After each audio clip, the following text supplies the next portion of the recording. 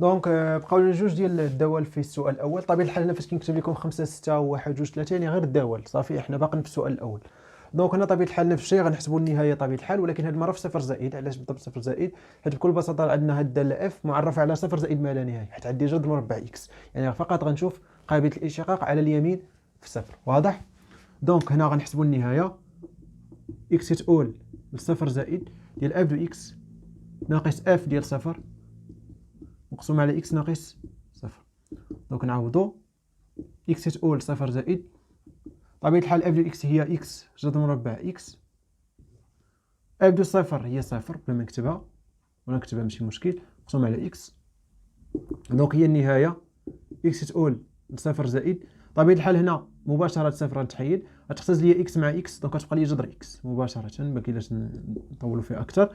دونك النهاية هي صفر، يعني هنا قابلة للاشتقاق على اليمين في صفر. إذا اف قابلة للاشتقاق على اليمين في الصفر. وطبيعة الحال لدينا سي دو اف يقبل نصف مماس. سي دو اف بطبيعة الحال فاش كندرس النهاية على يعني الاشتقاق على اليمين واليسار كيكون عندنا نصف مماس. سي دو اف يقبل نصف مماس في النقطة طبيعة الحال مثلا نسميها سي ولا نسميها الأفصول ديالها هو صفر، الأرتب ديالها هو اف دو صفر. شحال لقينا اف دو صفر هو صفر، يعني هو أصل المعلم متفقين نسميها او، كاين تسميها او يقبل نصف مماس في صفر صفر معادلته إيكغيك كتساوي طبيعة الحال هذا راه هو اف بريم غوش أو عفوا دغوات على اليمين ديال صفر. دونك قلنا هي اف بريم دغوات ديال صفر في اكس ناقص صفر. دابا خصها تكون تحفظات هذه معادلة المماس زائد اف دو صفر، يعني ماشي نشوفوها في الفقرات اللي من بعد تقولوا ما عاد فين شفنا هذه، راه شفتوها هنايا صافي. دونك هنا اف دو صفر دونك إيكغيك تساوي اف بريم، يعني هنا طبيعة الحال صفر غتمشي هذه كاملة، و اف دو صفر هي صفر. دونك هنا طبيعة الحال غتبقى ليا إيكغيك تساوي صفر، يعني محور الأفاصيل. واضح؟ نفس الشيء طبيعة الحال هنا غنشوفوا الدراسة على اليسار، متفقين؟ حيت قابلة الاشتقاق على يسار واحد. دونك غنحسبوا النهاية اكس تؤول لواحد ناقص ديال اف دو اكس ناقص اف ديال واحد مقسوم على اكس ناقص واحد. دونك نمشيو نعوضو النهاية اكس تؤول لواحد ناقص، دونك طبيعة الحال جذر مربع واحد ناقص اكس أس اثنان ناقص اف دو واحد ناقص واحد هي صفر، دونك تبقى لي ناقص صفر مباشرة حيدة. دونك مقسوم على اكس ناقص واحد. مزيان. دونك هنا طبيعة الحال عوضنا بواحد عطاك صفر على صفر، دونك شكل غير محدد. مزيان تخي بيان. دونك هنا عندي واحد المشكل اللي هو الجذر، عندي الجذر. دونك هنا باش تفهموا اكثر غنحاول ندير لكم جدول الاشاره ديال واحد ناقص اكس أس اثنان. نكتبوا لكم هنا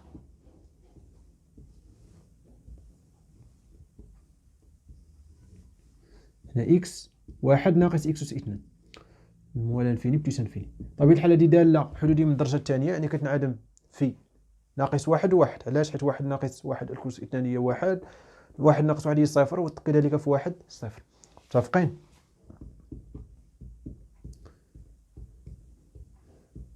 خارج الحلين او الجذرين كيكون عندنا اشاره ا. طونسيون، اشاره ا هو العدد اللي مضروب في اكس أس اثنان. شنو نضرب فيها؟ ناقص واحد، يعني هنا تكون ناقص هنا ناقص وهنا زائد. دونك حنا فين خدامين؟ واحد ناقص، يعني تو سامبلومون بكل بساطه خاص يكون اي حاجه داخل الجذر تكون موجبه، يعني هنا خدام في واحد ناقص، يعني هادشي معرف اصلا موجب. متفقين؟ مزيان.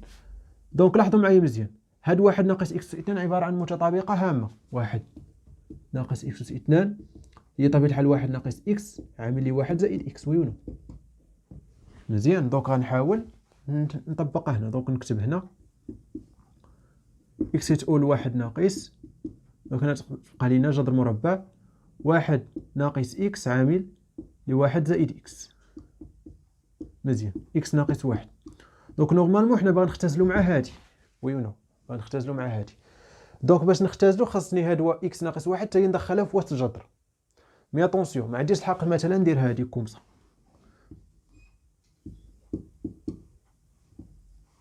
متفقين؟ هادي ما عنديش الحق. علاش؟ حيت اكس ناقص واحد على اليسار راها سالبه، متفقين؟ هذه راه سالبه يعني خصني ندير نقلبها. دونك كتولي هنا واحد ناقص اكس. كنتمنى تكون الامور واضحه. يعني هاد اكس ناقص واحد قلبتها باش تولي واحد ناقص اكس. دابا هادي واحد ناقص اكس راها موجب، يعني عندي الحق ندير هاد الكتابه هادي، اولا ندير هاد الكتابه بحال بحال، ندير دابا مثلا هنا ولا هنا بحال بحال.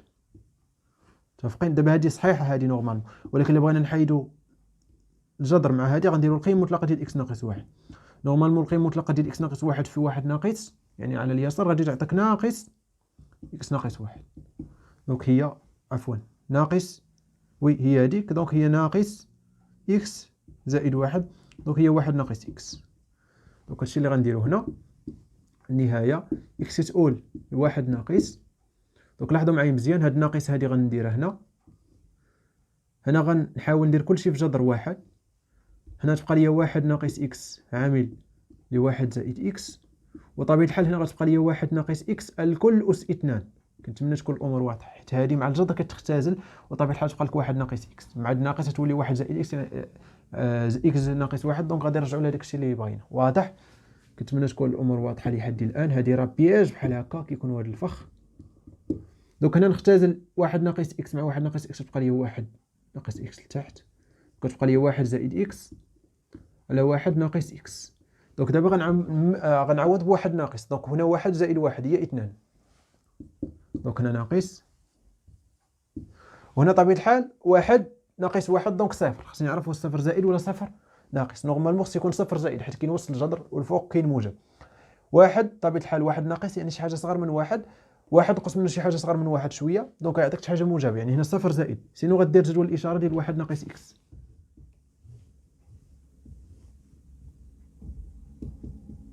كنعلم دوك في واحد إشارة يعني ناقص زائد، يعني على اليسار غتكون موجبة، يعني عندي صفر زائد.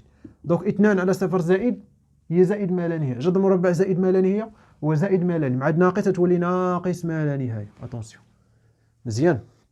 دونك هنا لقينا اتونسيون، لقينا النهاية ناقص ما لا نهاية، يعني اف غير قابلة للاشتقاق على اليسار في واحد.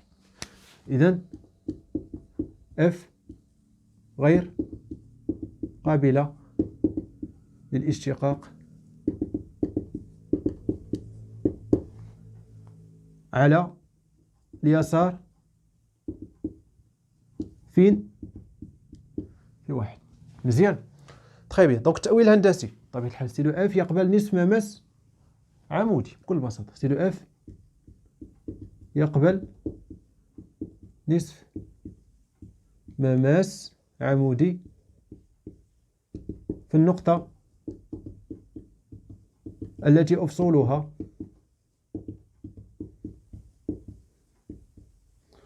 شحال؟ هو واحد. مزيان. دونك كنتمنى تكون الامور واضحه. الله يرضي عليكم حاولوا هاد الامور هادي تضبطوها مزيان، باش يعني ما يبقاش عندنا مشكل في الاشتقاق. باش نمروا بطبيعه الحال للسؤال الثاني من هاد النشاط. اذا لنمر الى السؤال الثاني. طبيعه الحال السؤال الثاني بسيط. دونك حدد الداله المشتقه اف بريم للداله اف في كل حاله من الحالات التاليه. دونك عطاونا 4 ديال الدوال وغنحددوا طبيعه الحال الداله المشتقه. نبداو بالداله الاولى اللي عباره عن داله حدوديه يعني بسيطه. متفقين؟ دونك اف دو اكس مباشرة اف بريم دو اكس في هذه الحالة. طبيعة الحال الدالة نحاول نكتب هي ناقص 5 اكس أس 4 زائد 2 اكس أس 2 زائد 1 بريم دونك تساوي.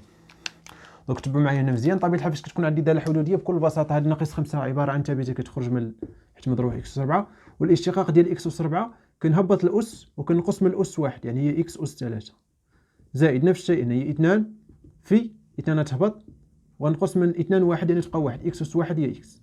وطبيعة الحال الاشتقاق ديال واحد راه هو صفر، يعني فاش الاشتقاق ديال ثابتة هو صفر.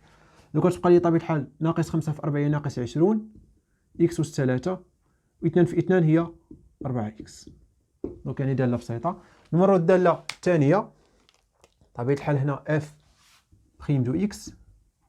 دونك نحاول نكتب هنا الدالة مباشرة. هنا الهدف ديالي ماشي هو نحدد مجموعة تعريف ولا غنشوف قابل الاشتقاق على مجال، من الهدف هو نستعمل الخاصية ديال طبيعة الحال ديال الاشتقاق، يعني طبيعة الحال الجداء والعمليات على الدول المشتقة. دونك هنا اكس ناقص 1 عامل يعني جذر مربع إكس أس 2 زائد 1. دونك الكل بخيم. مزيان. دونك هنا ردوا معايا البال. عندي طبيعة الحال جداء، يعني غنستعمل القاعدة ديال إي في في. إي في في طبيعة الحال إي دالة و في دالة بخيم. كنشتق الأولى وكنضربها في الثانية، كندير زائد هنا زائد، وكنشد الأولى وكنضرب في الاشتقاق ديال الثانية، يعني إي في في بخيم. والاشتقاق ديال جذر مربع دالة، يعني مثلا جذر مربع اف بخيم هي طبيعة الحال اف بخيم على 2 جذر اف. دونك هادو هما الخاصيات اللي غنستعمل. نبدا بالجداء. دونك عندي اكس ناقص 1 بخيم مضروبة في جذر مربع اكس أس 2 زائد 1 زائد اكس ناقص 1 مضروبة في جذر مربع اكس أس 2 زائد 1 الكل بخيم. مزيان. دونك اكس ناقص 1 بخيم مباشرة اكس بخيم هي 1 وناقص 1 بخيم هي 0. دونك كتبقى لي 1 في هذا. مزيان. دونك هنا طبيعة الحال اكس زائد اكس ناقص 1 مضروبة طبيعة الحال الاشتقاق ديال الجذر. غنستعمل القاعدة هذه، يعني ما بداخل الجذر كندير ليه بخيم وكنقسم على 2 جذر مربع نفس هذاك الشيء اكس 2 زائد 1. دونك تساوي جذر مربع اكس أس 2 زائد 1 زائد اكس ناقص 1 طبيعة الحال اكس أس 2 بخيم هي 2 اكس، 1 بخيم هي 0. دونك بلا ما نكتبها مقسوم على 2 جذر مربع اكس أس 2 زائد 1.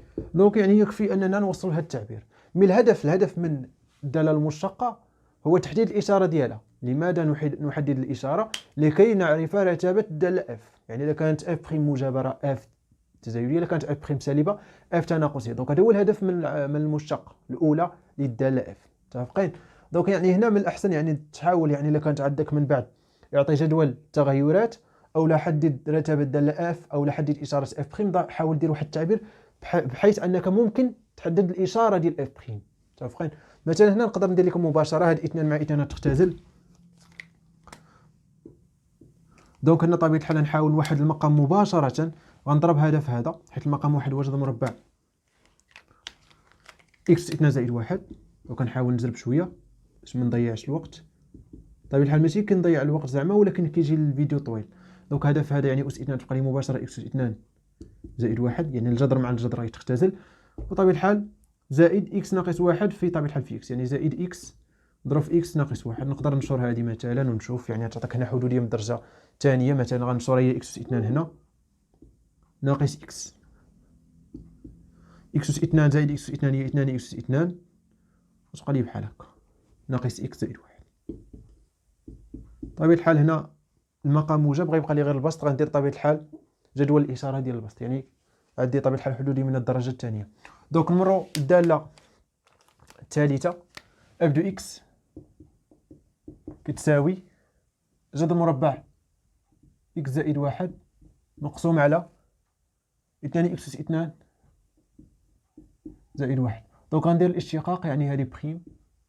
مزيان. دونك هنا طبيعة الحال عندي الجذر يعني خارج دالتين. دونك غنستعمل هذه القاعدة هذه اي على في بخيم، يعني هنا دالة هي اي بخيم في في ناقص هذه المرة اي في في بخيم مقسوم على في أس 2.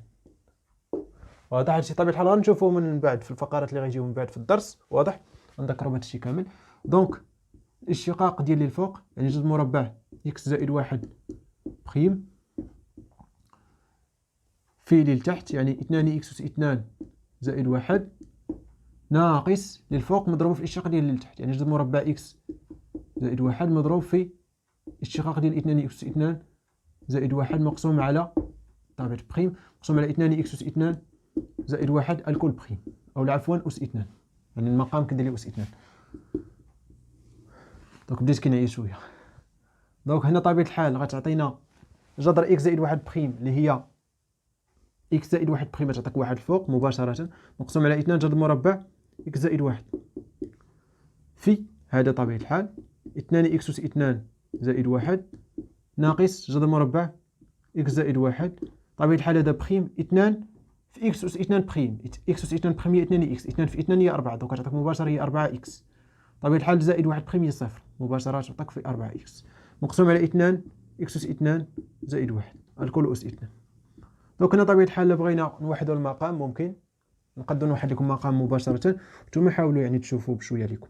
دونك هنا 2 اكس اس 2 زائد 1. دونك المقام واحد فوق هو 2 يعني تهبط لتحت بجد مربع اكس زائد 1.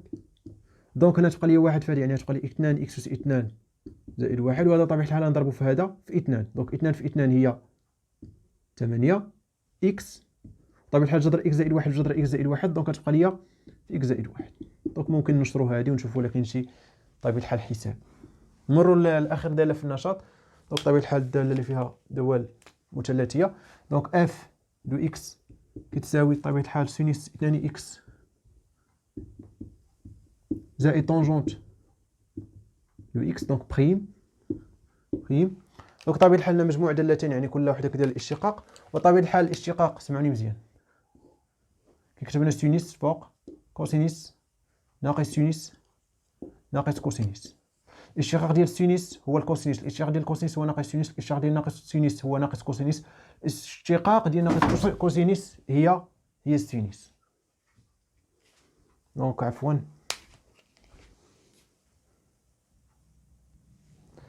اذا نتمم. دونك ما كان فيا ما نعاود هادشي كامل حيت طاحت واحد الحاجه هنا. دونك يعني كاين بعض الامور اللي كيخليوك يعني توقف ولكن لن اتوقف مزيان.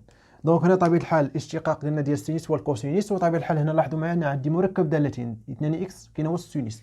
دونك طبيعه الحال سينوس ديال اف دو اكس يعني كتكون داله وسط سينوس كدير طبيعه الحال بريم كدير الاشاره ديالي للداخل يعني اف بريم دو اكس وكدير الاشاره ديال السينوس اللي هو الكوسينوس وكتعوض طبيعه الحال باف دو اكس. كنتمنى تكون الامور واضحه. دونك هادشي اللي غنطبق هنا.